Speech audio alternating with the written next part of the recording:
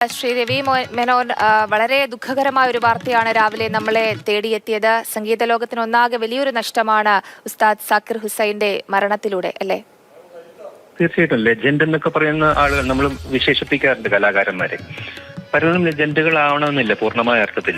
പക്ഷെ പൂർണ്ണമായ അർത്ഥത്തിൽ ഒരു ഇതിഹാസ തുല്യനായ ഒരു കലാകാരൻ എന്ന് വിശേഷിപ്പിക്കാവുന്ന ആളാണ് സാക്കിർ ഹുസൈൻ. അതായത് സംഗീതം കാലദേശങ്ങളുടെ അതിരുകൾക്കൊക്കെ അപ്പുറത്താണ് എന്ന് തെളിയിച്ച ഒരു വ്യക്തിയാണ്. നമ്മൾ പലരും പറയാറുണ്ട് തബലയുടെ അംബാസഡറാണ് സാക്കിർ ഹുസൈൻ എന്ന്. ശരിക്കും ഇന്ത്യൻ ശാസ്ത്രീയ സംഗീതത്തിന്റെ തന്നെ അംബാസഡർ ആയിരുന്നു അദ്ദേഹം.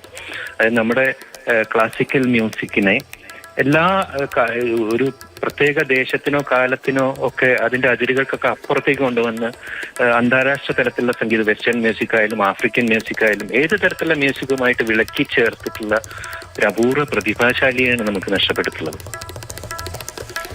ശരി രവി മേനോൻ, ഒരു അതുല്യ പ്രതിഭയെ തന്നെയാണ് നമുക്ക് നഷ്ടപ്പെട്ടത്. അതിന് ആ ഒരു വിടവ് നികത്താൻ സാധിക്കാത്തത് തന്നെയാണ് എന്നതിൽ തർക്കമില്ല.